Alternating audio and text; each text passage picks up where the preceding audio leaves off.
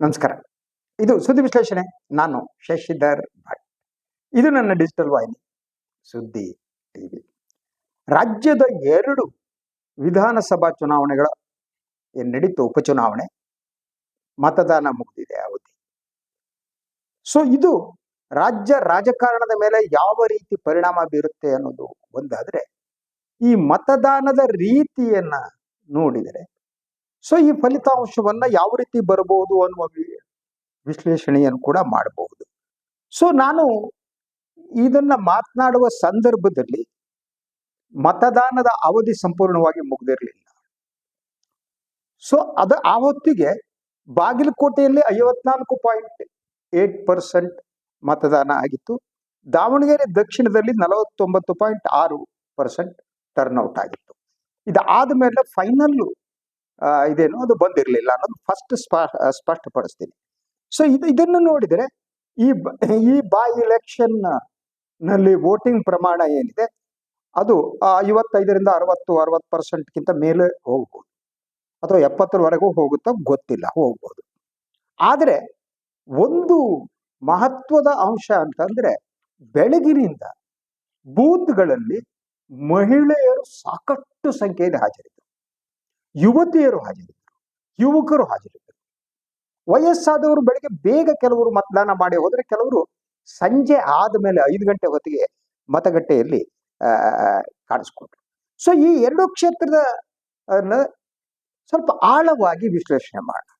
ಮೊದಲು ದಾವಣಗೆರೆ ದಕ್ಷಿಣ ವಿಚಾರವನ್ನು ತೆಗೆದುಕೊಳ್ಳೋಣ.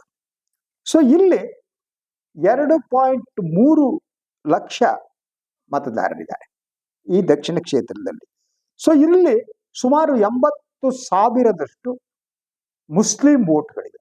2,03,000ದಲ್ಲಿ ಮುಸ್ಲಿಂ ಏನಿದೆ ಫ್ಯಾಕ್ಟರಿ ಇದೆ, ಅದು ಸುಮಾರು 85,000 ವೋಟ್ಗಳಿವೆ.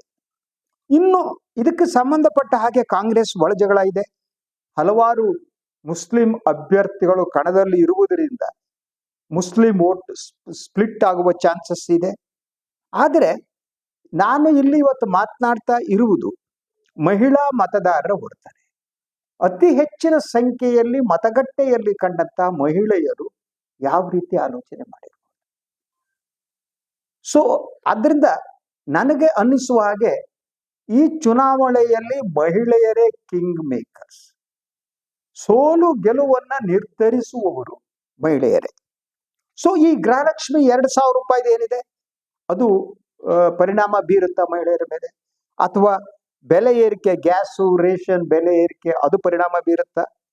ಹಾಗೇನೆ ನಗರ ಸಮಸ್ಯೆ ಏನಿದೆ, ಇದು ಸ್ವಲ್ಪ ಪಟ್ಟಣ ಪ್ರದೇಶ ಆಗಿರುವುದರಿಂದ ಡ್ರೈನೇಜು, ವಾಟರು, ಇಂತಹ ವಿಚಾರಗಳು ಪ್ರಭಾವವನ್ನು ಬೀರ್ತಾವ. ಸೊ ಯೂಸ್ವಲಿ ಮಹಿಳೆಯರ ವೋಟಿಂಗ್ ಪ್ಯಾಟರ್ನ್ ಇರುತ್ತೆ ನೋಡಿ, ಅದು ಬೆನಿಫಿಟ್ ಬೇಸ್ಡ್ ವೋಟಿಂಗ್ ಅಂತ. ತಮಗೆ ಏನು ಲಾಭ ಆಗುತ್ತೆ, ಯಾರಿಂದ ಲಾಭ ಆಗುತ್ತೆ, ಯಾರಿಂದ ತಮಗೆ ಒಳ್ಳೇದಾಗುತ್ತೆ ಅನ್ನೋದು ಏನಿದೆ ಮಹಿಳೆಯರು ವೋಟಿಂಗ್ ಯೋಚನೆ ಮಾಡ್ತಾರೆ. ಅದರಿಂದ ಭಾರಿ ಸಂಖ್ಯೆಯಲ್ಲಿ ಮಹಿಳೆಯರು, ಟೋಟಲ್ ಎಷ್ಟು ಪರ್ಸೆಂಟೇಜ್ ಮಹಿಳೆಯರು ಮತದಾನ ಮಾಡಿದ್ರು ಅನ್ನುವ ಅಂಕಿಅಂಶ ನನ್ನ ಹತ್ರ ಇಲ್ಲ. ಅಂಕಿಅಂಶ ಬಂದ ಮೇಲೆ ಇನ್ನೊಮ್ಮೆ ನಾನು ಅದು ವಿಶ್ಲೇಷಣೆ ಮಾಡ್ತೀನಿ. ಸೊ ಈಗ ಬೇಕಾದ್ರೆ ಹಾಗಿದ್ರೆ ಏನು ಮಹಿಳೆಯರ ವರ್ತನೆ ಅಂತ ನೋಡೋಣ. Scenario number 1. ಈ ಸೀನರಿಯೋ ನಂಬರ್ 1 ಪ್ರಕಾರ ಮಹಿಳೆಯರು ಕಾಂಗ್ರೆಸ್ ಕಡೆ ಕನ್ಸಾಲಿಡೇಟ್ ಆದರೆ ಆಗ ಕಾಂಗ್ರೆಸ್ ಗೆಲ್ಲುವ ಚಾನ್ಸಸ್ ಜಾಸ್ತಿ ಆಗುತ್ತೆ. ಕನ್ಸಾಲಿಡೇಟ್ ಆದ್ರೆ ಅಂದ್ರೆ ನಾನು ನಿಮ್ಗೆ ಹೇಳ್ದಲ್ವಾ, ಸೊ ಯಾವುದು ಈ ಗ್ಯಾರಂಟಿ ಏನಿದೆ, ಆ ಗ್ಯಾರಂಟಿ, ಗೃಹಲಕ್ಷ್ಮಿ ಯೋಜನೆ ಅಂತ ಯೋಜನೆ, ಶಕ್ತಿ ಯೋಜನೆ ಅಂತ ಯೋಜನೆ ಈ ಮಹಿಳೆಯರ ಮನಸ್ಸಿನಲ್ಲಿ ಉಳಿದುಕೊಂಡಿದ್ರೆ ಆಗ ಅವರು ಕಾಂಗ್ರೆಸ್ ಕಡೆ ಕನ್ಸಾಲಿಡೇಟ್ ಆದ್ರೆ ಕಾಂಗ್ರೆಸ್ಸಿಗೆ ಸಹಾಯ ಆಗ್ಬಹುದು. ಸೀನರಿಯೋ ನಂಬರ್ 2 ಅದು ಮೈನಾರಿಟಿ ವೋಟ್ ಸ್ಪ್ಲಿಟ್ ಅಂತ. ಸೊ ನೀವು SDPI ಹಾಗೂ ಉಳಿದ ಮುಸ್ಲಿಂ ಅಭ್ಯರ್ಥಿಗಳೇನಿದ್ದಾರೆ ಅವರು ಎಷ್ಟು ಮತವನ್ನ ತೆಗೆದುಕೋತಾರೆ ಅನ್ನೋದು ಇಸಿ ದಟ್ ದಾವಣಗೆರೆ ದಕ್ಷಿಣ ಕ್ಷೇತ್ರದ ರಿಸಲ್ಟ್ ಅನ್ನ ತೀರ್ಮಾನಿಸುತ್ತೆ. ಸೊ ಅಟ್ಲೀಸ್ಟ್ 5ರಿಂದ 10,000 ಮತಗಳನ್ನ ಪಡೆದ್ರೂ ಕೂಡ ಆಗ ರಿಸಲ್ಟ್ ಊಟ ಹೊಡೆದ್ಬಿಡುದು. ಯಾಕಂದ್ರೆ ಕಳೆದ ಬಾರಿ ಶಾಮನೂರು ಶಿವಶಂಕರಪ್ಪನವರು ಗೆದ್ದಿದ್ದು 5,000 ಚಿಲ್ಲರೆ ಮತಗಳ ಅಂತರದಿಂದ, ದೊಡ್ಡ ಅಂತರದಿಂದ ಅಲ್ಲ. ಈಗ ಪರಿಸ್ಥಿತಿ ಬದಲಾಗಿದೆ. ಆ ಸಿಂಪತಿ ಏನು ವರ್ಕ್ ಆಗುತ್ತಾ ಇನ್ನೊಂದು ಅನ್ನೋದಕ್ಕಿಂತ ಸೊ ಮುಸ್ಲಿಂ ಬೇಸರ ಹೇಗೆ ವರ್ಕ್ ಆಗುತ್ತೆ ಅನ್ನೋದು ಬಹಳ ಇಂಪಾರ್ಟೆಂಟ್. ಸೊ ಒಟ್ಟಾರೆ ಇದಕ್ಕೆ ಹೇಳೋದ್ರೆ ಇದು ಟೈಟ್ ಕಾಂಟೆಸ್ಟ್ ಇದೆ ಇಲ್ಲಿ ಅಂತ ಅನ್ಸುತ್ತೆ, ಮತದಾನ ಮಾಡಿದ ರೀತಿಯನ್ನ ನೋಡಿದರೆ.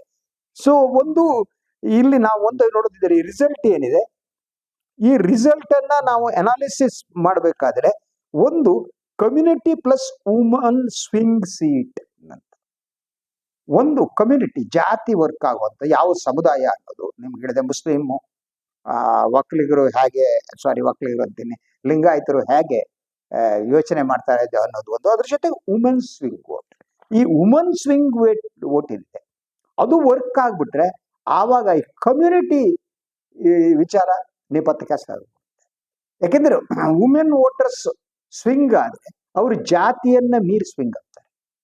ಸೊ ಅದರಿಂದ ಇದು ಬಹಳ ಕುತೂಹಲಕರವಾದದ್ದು ಅಂತ. ಅದರ ಜೊತೆಗೆ ಮಹಿಳೆಯರು ಯೂಸ್ವಲಿ ಸ್ಥಿರತೆಯ ಬಗ್ಗೆ ಅವರಿಗೆ ಬಹಳ ಇದಿರುತ್ತೆ. ಮಹಿಳೆಯರಿಗೆ ಸ್ಟೆಬಿಲಿಟಿ ಅನ್ನೋದು ಬಹಳ ಇಂಪಾರ್ಟೆಂಟ್. ಅವ್ರ ತರ ಕೌಟುಂಬಿಕ ಬದುಕಿನಲ್ಲೂ ಸ್ಟೆಬಿಲಿಟಿಯನ್ನ ಬಯಸ್ತಾರೆ, ಸಾಮಾಜಿಕ ಬದುಕಿನಲ್ಲೂ ಸ್ಟೆಬಿಲಿಟಿಯನ್ನು ಬಳಸ್ತಾರೆ, ಸರ್ಕಾರದಿಂದ ಸ್ಟೆಬಿಲಿಟಿಯನ್ನು ಬಯಸ್ತಾರೆ. ಆದ್ರಿಂದ ಈ ಸ್ಟೆಬಿಲಿಟಿ ಅಥವಾ ಸ್ಥಿರತೆ ಅನ್ನೋದಿದೆಯಲ್ಲ ಅದು, ಮತ್ತು ಯೋಜನೆಗಳು ಏನೇನ್ ಮಾಡುತ್ತೆ ಅನ್ನೋದು ಮಹಿಳೆಯರಿಗೆ ಬಹಳ ಬಹಳ ಮುಖ್ಯವಾದ್ದು. ಸೊ ಇನ್ನು ಕೊನೆಯದಾಗಿ ನೋಡಿದ್ರೆ 5 to 7% ಸ್ವಿಂಗ್ ಏನಾದರೂ ಆದ್ರೆ ಮಹಿಳಾ ಓಟು, ಅದು ರಿಸಲ್ಟ್ ಅಂತ ಡಿಸೈಡ್ ಮಾಡುತ್ತೆ. 5 to 7% ಸ್ವಿಂಗ್ ಆದ್ರೆ, ಯಾವ ಕಡೆಗೆ ಅಂತ ನಾನು ಹೇಳಕ್ ಹೋಗಲ್ಲ, ಯಾವ ಕಡೆ ಸ್ವಿಂಗ್ ಆದ್ರೂ ಕೂಡ ಅವರು ಗೆಲ್ತಾರೆ.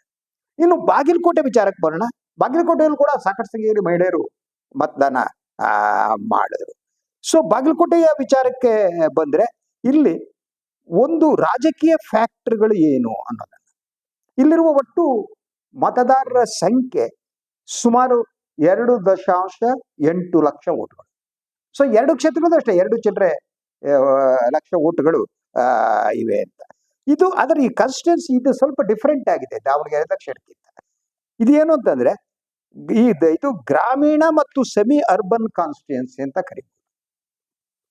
ಸೊ ಬಾಗಲಕೋಟೆಯನ್ನ ಗ್ರಾಮೀಣ ಮತ್ತು ಸೆಮಿ ಅರ್ಬನ್ ಕಾನ್ಸ್ಟಿಟ್ಯೂನ್ಸಿ ಅಂತ ಕರಿಬಹುದು.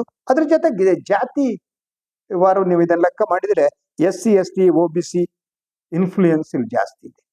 SC ST ಇದ್ದಾರೆ, OBC ಇದ್ದಾರೆ. ಸೊ ಮಹಿಳಾ ಮತದಾರ ವಿಚಾರಕ್ಕೆ ಬಂದ್ರೆ ಇಲ್ಲಿ ಈ ಬಾಗಲಕೋಟೆಯಲ್ಲಿ ಮಹಿಳೆಯರಿಗೆ ಬಹಳ ಮುಖ್ಯವಾದ ಕೆಲವು ಅಂಶಗಳಿವೆ.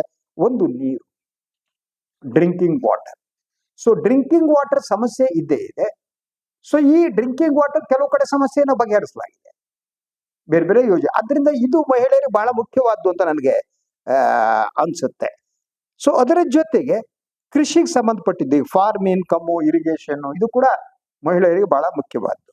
ಅದರ ಜೊತೆಗೆ ಜನರಲಿ ಮಹಿಳೆಯರಿಗೆ ಈ ಕಾನ್ಸ್ಟಿಟ್ಯೂನ್ಸಿಯಲ್ಲಿ ಕುಟುಂಬ ಆರ್ಥಿಕತೆ, ಒಂದು ಕುಟುಂಬದ ಮಾಸಿಕ ವರಮಾನ ಎಷ್ಟಿದೆ, ಈ ವರಮಾನ ಬರುವುದರಲ್ಲಿ ರಾಜಕೀಯ ಪಕ್ಷಗಳು ಯಾವ ಯಾವ ರೀತಿಯ ಯೋಜನೆಗಳನ್ನ ತಂದಿದ್ದಾರೆ, ಯಾವ್ದಾವುದನ್ನ ಅನುಷ್ಠಾನಗೊಳಿಸಿದ್ದಾರೆ, ಅವರ ಮೂಲಭೂತ ಕೃಷಿಗೆ ಸಂಬಂಧಪಟ್ಟ ಸಮಸ್ಯೆ, ಹಾಗೆ ನೈರ್ಮಲೀಕರಣ, ಶೌಚಾಲಯ, ಇಂತಹ ಸಮಸ್ಯೆಗಳು ಮಹಿಳೆಯರಿಗೆ ಬಹಳ ಬಹಳ ಮುಖ್ಯವಾದ್ದು. ಈ ಸಮಸ್ಯೆಗಳ ನೋಡ್ಬಿಟ್ಟು ಅವರು ವೋಟ್ ಮಾಡ್ತಾರೆ. ಸೊ 2 ಕ್ಷೇತ್ರಗಳನ್ನ ನಾವು ಹೀಗೆ ನೋಡ್ತಾ ಹೋದ್ರೆ ಒಂದು ಫಲಿತಾಂಶದ ಮೇಲೆ ಯಾವ್ದ್ಯಾವ್ದು ಪರಿಣಾಮ ಬೀರುತ್ತೆ ಅನ್ನೋದು ನೋಡೋಣ. ಒಂದು scenario number 1, sympathy plus schemes. ಒಂದು ಸೀನರಿಯೋ ನಂಬರ್ 1 ಯಾವುದು ಸಿಂಪತಿ? ಒಂದು ದಾವಣಗೆರೆಯಲ್ಲೂ ಶ್ಯಾಮಲ ಶಿವಶಂಕರಪ್ಪರ ನಿಧನದ ಒಂದು ಸಿಂಪತಿ, ಹಾಗೆಯೇ ಬಾಗಲಕೋಟೆಯಲ್ಲಿ HI ಮೋಟಿಯವರ ನಿಧನದ ಸಿಂಪತಿ. ಈ ನಿಧನದ ಸಿಂಪತಿಯ ಜೊತೆಗೆ ಸರ್ಕಾರದ ಯೋಜನೆಗಳು, ಗ್ಯಾರಂಟಿ ಅಥವಾ ಇತರ ಯೋಜನೆಗಳು, ಇದೆರಡೂ ಕೂಡ 2 ಕ್ಷೇತ್ರಗಳಲ್ಲಿ ಫಲಿತಾಂಶವನ್ನ ತೀರ್ಮಾನಿಸಬಹುದು. ಸೊ ಇದನ್ನು ಗಮನಿಸಿದಾಗ ಇದು ವರ್ಕ್ ಆದ್ರೆ, ಯಾವ್ದು ಹೇಳಿ, ನಾನು ನಿಮ್ಗೆ 2 ಏನು ಹೇಳಿದೆ, ಸಿಂಪತಿ ಅಂಡ್ ಸ್ಕೀಮ್ಸ್, ಇವೆರಡು ವರ್ಕ್ ಆದ್ರೆ ಆಗ ಕಾಂಗ್ರೆಸ್ಸಿಗೆ ಒಂದು ಸ್ವಲ್ಪ ಮಟ್ಟಿನ ಎಡ್ಜ್ ಕಾಣಬಹುದು ಅನ್ಸುತ್ತೆ. ಇನ್ನು ಸೀನರಿಯೋ ನಂಬರ್ 2 ಇದು ಬಹಳ ಡಿಫರೆಂಟ್ ಆದ್ದು ಮತ್ತು ಇದು ಕ್ಲಿಷ್ಟಕರವಾದ್ದು. ಯಾವುದು ಸೀನರಿಯೋ ನಂಬರ್ 2 ಅಂತ ಅಂದ್ರೆ ಅದು cost consolidation and local anger. ಒಂದು ಕಾಸ್ಟ್ ಕನ್ಸಾಲಿಡೇಷನ್ ಅನ್ನೋದು ಈ ದೇಶದಲ್ಲಿ ಯಾವ ಸಂದರ್ಭದಲ್ಲಿ ಆಗ್ಬೇಕಾದ್ರೂ ಆಗ್ಬೋದು. ಈ ಕಾಸ್ಟ್ ಕನ್ಸಾಲಿಡೇಷನ್ಗೆ ಅದು ಈ ಕಾಸ್ಟ್ ಕನ್ಸಾಲಿಡೇಷನ್ ಅನ್ನೋದೇ ಒಂಥರ 2 ಅಲುಗಿನ ಕತ್ತಿ ಇದ್ದಾಗ. ಅದು ಒಂದು ರಾಜಕೀಯ ಪಕ್ಷಕ್ಕೆ ಒಂದು ಅಭ್ಯರ್ಥಿಗೆ ಪೂರಕವೂ ಆಗ್ಬೋದು, ವಿರೋಧನೂ ಆಗ್ಬೋದು ಕಾಸ್ಟ್ ಕನ್ಸಾಲಿಡೇಷನ್. ಆದ್ರಿಂದ ಈ ಕಾಸ್ಟ್ ಕನ್ಸಾಲಿಡೇಷನ್ ಅದರ ಜೊತೆಗೆ ಲೋಕಲ್ ಆಂಕರ್, ಅಲ್ಲಿ ಶಾಸಕರಾಗಿದ್ದವರು ಅಥವಾ ಸರ್ಕಾರದ ಬಗ್ಗೆ ಇರುವ ಸಿಟ್ಟು, ಶಾಸಕರಾಗಿದ್ದರೆ ತೀರ್ಕೊಂಡ್ರು ಕೂಡ ಈ ಸಿಂಪತಿಯನ್ನ ಮೀರಿ ಅವ್ರ ಮೇಲೆ ಸಿಟ್ಟಿದ್ರೆ, ಬೇಸರ ಇದ್ರೆ ಅದು ಆವಾಗ ಬೇರೆ ರೀತಿಯ ಪರಿಣಾಮವನ್ನ ತೋರಿಸುತ್ತೆ. ಆದ್ರೆ ಈ ಅಂಶಗಳನ್ನು ಗಮನಿಸಿದವಳು ಕೂಡ ಏನಾದರೂ ದ ಕಾಸ್ಟ್ ಕನ್ಸಾಲಿಡೇಷನ್ ಮತ್ತು ಲೋಕಲ್ ಆಂಗರ್ ಎರಡು ಮಿಕ್ಸ್ ಆಗಿ ಪರಿಣಾಮ ಮಾಡಿದ್ರೆ ಆಗ ದಟ್ ಸ್ಟ್ರಾಂಗ್ ಫೈಟ್ ಕಾಣಬಹುದು. So BJP will give A strong fight. BJP ಆಗ ಕಠಿಣವಾದ ಒಂದು ಹೋರಾಟವನ್ನು ನೀಡುತ್ತೆ. ಅವಾಗ ಫಲಿತಾಂಶ ಹೀಗೇನೆ ಅಂತ ಹೇಳೋದು ಕಷ್ಟ. ಇನ್ನು ಸೀನರಿಯೋ ನಂಬರ್ 3 ನೋಡೋಣ. Rural women turn out is high. ಈಗ ಇನ್ನು ಫೈನಲ್ ಅಂಕಿಅಂಶ ಬಂದಿಲ್ಲ. ಈಗ ಗ್ರಾಮೀಣ ಮಹಿಳೆಯರ ಟರ್ನ್ಔಟ್ ಏನಿದೆ ಅದು ನಿರೀಕ್ಷೆಗಿಂತ ಜಾಸ್ತಿ ಇದ್ದಂತೆ ಕಾಣುತ್ತೆ. ಸೊ ಅದಿದ್ರೆ ಆ ಸಂದರ್ಭದಲ್ಲಿ ರೂಲಿಂಗ್ ಪಾರ್ಟಿಗೆ, ಎಸ್ಪೆಷಲಿ ಇನ್ನು ಬಾಗಲಕೋಟೆಯಲ್ಲಿ ಈ ಆಡಳಿತ ನಡೆಸುತ್ತಿರುವ ಪಕ್ಷಕ್ಕೆ ಹೆಲ್ಪ್ ಮಾಡೋದು. ಅದ್ರ ಜೊತೆಗೆ ದಟ್ ರೂರಲ್ ಹಾಗೇನೆ cost plus women benefit seat ಅಂತ.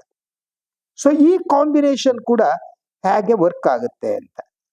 ಅದರ ಜೊತೆಗೆ ಮಹಿಳೆಯರು ಮಹಿಳೆಯರು ಯೂಶುವಲಿ ನಾನು ನಿಮ್ಗೆ ಹೇಳಿದೆ, ಅವರು ಕುಟುಂಬದ ಬಗ್ಗೆ, ಕುಟುಂಬದ ಸ್ಥಿರತೆಯ ಬಗ್ಗೆ ಆಲೋಚನೆ ಮಾಡ್ತಿರ್ತಾರೆ. ಈ ಸರ್ಕಾರದ ಯೋಜನೆಗಳಿಂದ ಯಾರ ಮನೆಗೆ ಆರ್ಥಿಕತೆಯ ಮೇಲೆ ಅದು ಪರಿಣಾಮ ಬೀರಿದೆ, ಆರ್ಥಿಕವಾಗಿ ಯಾರು ಸಬಲರಾಗಿದ್ದಾರೆ, ಈ ಗ್ಯಾರಂಟಿ ಹಣ ಬರುವ ಮೂಲಕ ಕಷ್ಟದ ದಿನದಿಂದ ಒಂದು ಕುಟುಂಬ ಹೊರಗೆ ಬರೋದಕ್ಕೆ ಸಾಧ್ಯ ಆಗಿದೆಯಾ? ಹಾಗೇನಾದ್ರೂ ಆಗಿದ್ರೆ ಆಗ ಈ ಮಹಿಳಾ ಮತದಾರರು ಯಾರಿಗೆ ಮತ ಹಾಕ್ತಾರೋ ಅವ್ರು ನಿರ್ಣಾಯಕ, ಅವರನ್ನ ಗೆಲ್ಲಿಸ್ತಾರೆ ಅಂತ. ಸೊ ಕಾಂಗ್ರೆಸ್ಸಿಗೆ ಆ ಕಾರಣಕ್ಕಾಗಿ ಈ ಸ್ಕೀಮ್ಸ್ಗಳೇನಿವೆ ಆ ಸ್ಕೀಮ್ಸ್ಗಳ ಬಲ ಕಾಂಗ್ರೆಸ್ಸಿಗೆ ಇದೆ. ಅದರ ಜೊತೆಗೆ ಸಿಂಪತಿ ಫ್ಯಾಕ್ಟರ್ ಏನಿದೆ, ಯಾಕಂದ್ರೆ ಇಬ್ರು ಕೂಡ ಹಸು ನೀಗಿದವರು ಕಾಂಗ್ರೆಸ್ನವರು, ಆದ್ದರಿಂದ ಸಿಂಪತಿ ಫ್ಯಾಕ್ಟರ್ ಏನಿದೆ ಅದು ವರ್ಕ್ ಆಗೋದು. ಅದು ಎಲ್ಲಕ್ಕಿಂತ ಬಹಳ ಮುಖ್ಯವಾಗಿ ಮಹಿಳಾ ಮತದಾರರ ಮೇಲೆ ಕಾಂಗ್ರೆಸ್ಸಿನ ಹೆಚ್ಚಿನ ಡಿಪೆಂಡೆನ್ಸಿ ಇದೆ. ಅವರು ಗೆಲ್ಲೋದಿದ್ರೆ ಮಹಿಳಾ ಮತದಾರರ ಮೇಲಿನ ಇದೇನಿದೆ ಡಿಪೆಂಡೆನ್ಸಿ ಏನಿದೆ ಅದು ವರ್ಕ್ ಆಗಬೇಕು. ಇನ್ನು ಬಿಜೆಪಿ ವಿಚಾರಕ್ಕೆ ಬಂದ್ರೆ, ಒಂದು ಬಿಜೆಪಿಗೆ ಜಾತಿ ಪ್ಲಸ್ ಆಂಟಿ ಇನ್ಕಂಬನ್ಸಿ ಮತ್ತು ಲೋಕಲ್ ಇಶ್ಯೂಸ್ ಇದು ಬಿಜೆಪಿಗೆ ಲಾಭದಾಯಕವಾದ್ದು. ಯಾಕಂದ್ರೆ ಜಾತಿ ಗೊತ್ತಿದೆ ನಿಮ್ಗೆ, ಅವ್ರು ಎರಡರಲ್ಲೂ ಬಹಳ ಡಿಫರೆಂಟ್ ಆದ ಜಾತಿ ಆಟವನ್ನು ಆಡಿದ್ದಾರೆ. ಸೊ ಬಾಗಲಕೋಟೆಯಲ್ಲಿ ಲಿಂಗಾಯತರು ಹಾಗೂ ಲಿಂಗಾಯತರ ಕಾನ್ಸ್ಟಿಟ್ಯೂನ್ಸಿ ಎನ್ನಬಹುದಾದಂತಹ ದಾವಣಗೆರೆ ದಕ್ಷಿಣದಲ್ಲಿ ಹಿಂದುಳಿದ ವರ್ಗದವರು. ಆದ್ರಿಂದ ದಟ್ ಕಾಸ್ಟ್ ಫ್ಯಾಕ್ಟರ್ ಒಂದು, ಅದ್ರ ಜೊತೆಗೆ ಆಂಟಿ ಇನ್ಕಂಬನ್ಸಿ, ಸರ್ಕಾರದ ಬಗ್ಗೆ ಈ ಒಂದು ರೀತಿ ಆಂಟಿ ಇನ್ಕಂಬನ್ಸಿ ಇದೆ, ಅನುಮಾನ ಬೇಕಾಗಿಲ್ಲ. ಯಾಕಂದ್ರೆ ಅಧಿಕಾರ ಹಂಚಿಕೆ ಸೂತ್ರ, ಮುಖ್ಯಮಂತ್ರಿ, ಜನ ಫೆಡಪ್ ಆಗ್ಬಿಟ್ಟಿದ್ದಾರೆ.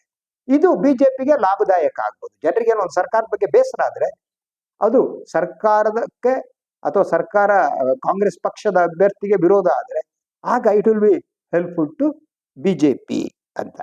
ಸೊ ಆದ್ರಿಂದ ಇದು ಲೋಕಲ್ ಇಶ್ಯೂ. ಅದರ ಜೊತೆಗೆ ಲೋಕಲ್ ಇಶ್ಯೂಗಳು ಯೂಶುವಲಿ ಏನಾಗುತ್ತೆ ಗೊತ್ತಾ, ಈಗ ಈ ಸರ್ಕಾರ ಬಂದು 2.5 ವರ್ಷ ಆಗಿದೆ, ಲೋಕಲ್ ಇಶ್ಯೂಗಳು ಇರ್ತವೆ, ಇನ್ನೊಂದಿರ್ತವೆ, ಮತ್ತೊಂದಿರ್ತವೆ, ಬಗೆಹರಿಸಕ್ಕಾಗಲ್ಲ. ಇದು ಬಿಜೆಪಿಗೆ ಹೆಲ್ಪ್ ಮಾಡ್ಬೋದು. ಅದರ ಜೊತೆಗೆ ಎಲ್ಲಕ್ಕಿಂತ ಬಹಳ ಮುಖ್ಯವಾಗಿ ಬಿಜೆಪಿ, ನಾನು ನಿಮಗೆ ಮೊದಲೇ ಹೇಳಿದೆ, ಈ ಚುನಾವಣೆ 2ರ ಫಲಿತಾಂಶವನ್ನು ನಿರ್ಧರಿಸುವವರು ಮಹಿಳೆಯರು ಅಂತ. ಸೊ ಆದ್ರಿಂದ ಬಿಜೆಪಿ ಎಷ್ಟರ ಮಟ್ಟಿಗೆ ಮಹಿಳಾ ವೋಟನ್ನ ಒಡೆಯಕ್ಕೆ ಸಾಧ್ಯ ಆಗುತ್ತೆ ಅನ್ನೋದ್ರ ಮೇಲೆ ಬಿಜೆಪಿ ಚಾನ್ಸಸ್ ಇದೆ. ಎಷ್ಟರ ಮಟ್ಟಿಗೆ ಬಿಜೆಪಿ ಮತವನ್ನ ಹೊಡಿತಾರೆ, ಮಹಿಳೆಯರ ಮತವನ್ನ ಬಿಜೆಪಿ ಹೊಡಿತಾರೆ. ಯಾಕಂದ್ರೆ ಗ್ಯಾರಂಟಿ ಕಾರಣಕ್ಕಾಗಿ ಮಹಿಳೆಯರು ಕಾಂಗ್ರೆಸ್ ಕಡೆ ಹೋದರೆ ಆ ಮತಗಳನ್ನ ಒಡೆಯುವುದು ಹೇಗೆ ಅನ್ನೋದು ಬಹಳ ಮುಖ್ಯವಾದ್ದು. ಸೊ ಅದರ ಜೊತೆಗೆ ಒಂದು ಈ ಮಹಿಳಾ ಮತದಾರರು ಕಿಂಗ್ ಮೇಕರ್ಸ್ ಆಗಿರುವುದರಿಂದ, ಸೊ ಇಲ್ಲಿ minority plus cost plus women ಒಂದು 3 ಲೇಯರ್ ಇಕ್ವೇಶನ್ಗಳನ್ನ ನಾವು ಇಲ್ಲಿ ನೋಡೋದಕ್ಕೆ ದಾವಣಗೆರೆ ಸೌತ್ ನಲ್ಲಿ ಕಾಣಬಹುದಾಗಿದೆ. ಇನ್ನು ಬಾಗಲಕೋಟೆಗೆ ಬರೋದಾದ್ರೆ ಹೈ ರಿಸ್ಕ್ ಹೈ ವೋಲ್ಟಾಲಿಟಿ ಸೀಟ್ ಅಂತ, ಅದು ಈಸಿ ಆಗಿಲ್ಲ ಬಾಗಲಕೋಟೆಯಲ್ಲಿ. Is slightly stable but competitive ಅಂತ. ಅದರ ಜೊತೆಗೆ ಚಾನ್ಸಸ್ಗಳು ಕೂಡ ಕೆಲವು ಹೇಳಿದ್ದಾರೆ. ನಾನು ಈ ಚಾನ್ಸಸ್ಗಳೆಲ್ಲ ಯಾರು ಹೇಳಿದ್ದನ್ನು ನಂಬಲ್ಲ, ಬೇರೆ ಪ್ರಶ್ನೆ. ಆದರೆ ಈ ಬಗ್ಗೆ ಏನು ಸಮೀಕ್ಷೆ ನಡೆಸಿದವರು ಮತದಾನದ ನಂತರ ಕಾಂಗ್ರೆಸ್ಸಿಗೆ ಸ್ಲೈಟ್ ಎಡ್ಜ್ ಇದೆ ಅನ್ನೋ ಮಾತನ್ನು ಬಹಳಷ್ಟು ಜನ ವಿಶ್ಲೇಷಕರು ಹೇಳಿದ್ದಾರೆ ಅನ್ನೋದು. ಸೊ ಈ ಒಂದು ಎಡ್ಜ್ ಇದ್ರೆ ಅದು ಎಷ್ಟರ ಮಟ್ಟಿಗೆ ವರ್ಕೌಟ್ ಆಗುತ್ತೆ, ಏನಾಗುತ್ತೆ ಅನ್ನೋದು ಕೂಡ ಬಹಳ ಕುತೂಹಲಕರವಾದ್ದು. ಸೊ ಆ ಕಾರಣಕ್ಕಾಗಿ ಕಾಂಗ್ರೆಸ್ ಎಡ್ಜ್ 60% 40% ಅನ್ನುವವರಿದ್ದಾರೆ, 50% ಅಂತ ಹೇಳುವವರಿದ್ದಾರೆ. ಅದು ಇದೆಲ್ಲ ಡಿಪೆಂಡ್ ಆಗಿರುವುದು ಮಹಿಳೆಯರ ಮೇಲೆ ಅನ್ನೋದನ್ನ ನಾನು ಹೇಳೋಕೆ ಇಷ್ಟಪಡ್ತೀನಿ. ಇದ್ರ ಪರಿಣಾಮ ಏನೇನಾಗುತ್ತೆ ಅನ್ನೋದು ಇವತ್ತು ನಾನು ಹೇಳಲ್ಲ, ಈಗಲೇ ಸಾಕಷ್ಟು ಸಮಯ ಆಗಿದೆ. ಈ ಫಲಿತಾಂಶ ಬಂದ್ಮೇಲೆ ಫಲಿತಾಂಶದ ಪರಿಣಾಮ ಕಾಂಗ್ರೆಸ್ ಮೇಲೆ, ಬಿಜೆಪಿ ಮೇಲೆ, JDS ಮೇಲೆ ಏನಾಗುತ್ತೆ ಅದನ್ನ ಸಾಧ್ಯ ಆದ್ರೆ ನಾಳೆ ವಿಶ್ಲೇಷಣೆ ಮಾಡ್ತೀನಿ ನಾನು. ಅಲ್ಲಿವರೆಗೆ ನನ್ನ ವಾಹಿನಿ ಲೈಕ್ ಮಾಡಿ, ಸಬ್ಸ್ಕ್ರೈಬ್ ಮಾಡಿ, ಬೆಲ್ ಐಕಾನ್ ಪ್ರೆಸ್ ಮಾಡೋದಕ್ಕೆ ಮರಿಬೇಡಿ. ಹಾಗೆ ಸಾಧ್ಯ ಆದ್ರೆ ಸಹಾಯ ಮಾಡಿ. ಸ್ವತಂತ್ರ ಪತ್ರಿಕೋದ್ಯಮನ ಬೆಂಬಲಿಸಿ, ನನ್ನನ್ನ ಆಶೀರ್ವದಿಸಿ. ನಿಮ್ಮೆಲ್ಲರ ಪ್ರೀತಿಗಾಗಿ ಒಂದು ದೀರ್ಘದಂಡ ನಮಸ್ಕಾರ.